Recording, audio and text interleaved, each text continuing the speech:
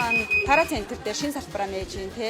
Энэ салбар нь юу хэддэг салбар нь вэ? Бас бусад салбараас онцлог гэж. За энэхүү Daiso салбар маань одоо 17 дахь салбар дэлгүүрээ нэгдэж байна. За энэ салбарын онцлог гэх юм бол хаан улд үүрэг дээр нэгдэж байгаа томоохон салбар. Daiso-гийн бараа бүтээгдэхүүнүүдийг за хямд гэдгээр нь бол бид сайн мэднэ. За тэгэхээр Японы чанар гэж бас ярьдаг те.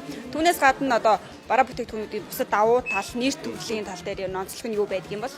За бид бүхэн үннээс гадна ерөнхийдөө бол нэр төрлөөрөө ялгар үйлчлүүлэгчтэй ерөнхийдөө хамгийн сайнаараа үйлчлүүлэхээр хичээдэг байгаа.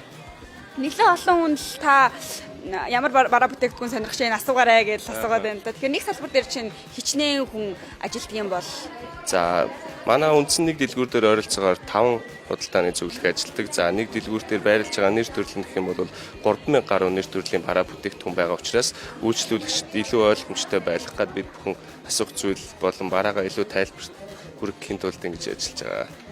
Хүмүүсийн ойлгож байгаагаар бол гэр ахуй гэдгээр ойлгодог. Гэхдээ манай дэлгүүр маань үндсэн ер нь 9 категоритой бид нар гоо сайхан тоглоом гэх мэтчлэн маш олон хүмүүсийн өргөн хэрэглээний бусад газар байхгүй онцгой бүтээгдэхүүнүүд бас байршиж байгаа.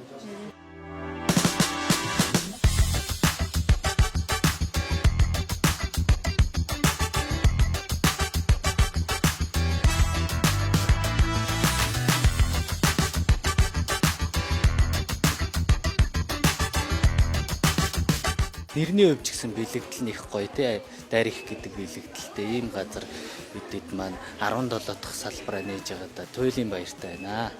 За Daiso брэнд маань өөрөө 53 жилийн түүхтэй. Дэлхийн одоогоор 26 улсад үйл ажиллагаа албан ёсоор эрхлээд явуулж байгаа.